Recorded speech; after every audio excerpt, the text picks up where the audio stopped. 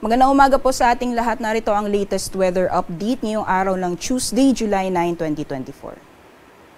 Base po sa ating latest satellite image, kung mapapansin po natin, meron po tayong namamataan ng mga kaulapan na nakakaapekto sa malaking bahagi ng ating bansa.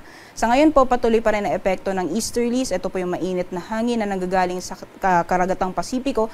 At dulot po na epekto ng easterlies, posible pong makaranas ng maulap na panahon na may kasamang kalat-kalat mga pagulan sa area po ng Visayas pati na rin sa Palawan. So kung makikita po natin yung mga paggalaw ng kaulapan, although naapektuhan po dito sa may area ng Visayas, unti-unti po itong kumikilos at naapektuhan din yung Palawan area. So asahan po natin, possible po yung mga kulimlim na panahon sa Visayas, unti-unti din po maapektuhan dito sa Palawan. Samantalang sa nalalabing bahagi naman po ng ating bansa, kung makikita po natin, although may namamataan po tayong mga kaulapan na hindi po siya tumatagal or hindi po inaasahan na tatagal buong maghapon. So asahan pa rin po natin yung mainit na panahon, liban na lang po yung mga tsansa na mga isolated or ito po yung mga panandaliang buhos ng ulan, lalong-lalo na pagdating sa hapon o sa gabi.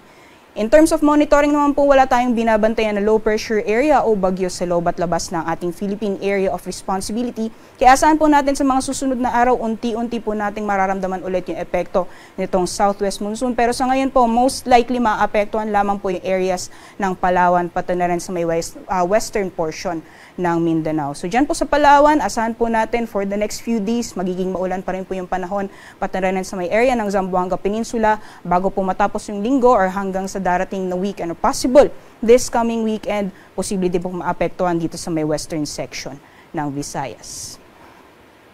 So magiging lagay naman po ng panahon ngayong araw gaya ng nabanggit natin kanina, although asahan pa rin po natin yung mainit at maalinsahang panahon ngayong araw sa malaking bahagi ng Luzon, may mga tsansa pa rin po ng mga isolated rain showers or thunderstorms, lalong-lalo na pagdating sa hapon o sa gabi.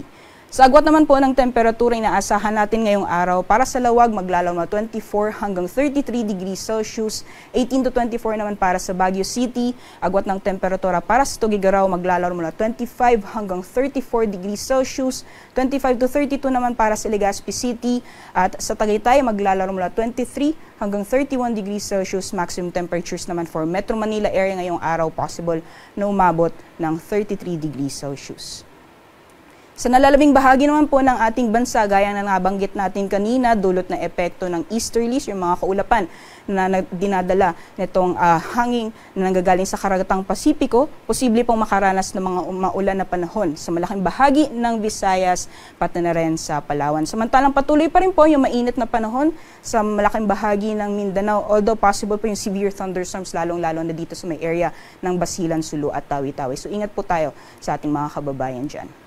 Sa agwat naman po ng temperatura para sa mga piling syudad sa Palawan, Visayas, pati na rin sa may Mindanao, maximum temperatures po sa Kalayaan Islands at Puerto Princesa aabot ng 32 degrees Celsius, gayon din sa mga piling syudad dito sa Visayas.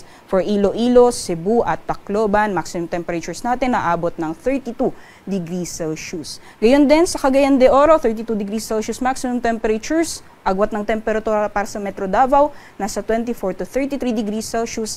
At dito naman sa Zamboanga ay maglalaro mula 25 hanggang 34 degrees Celsius.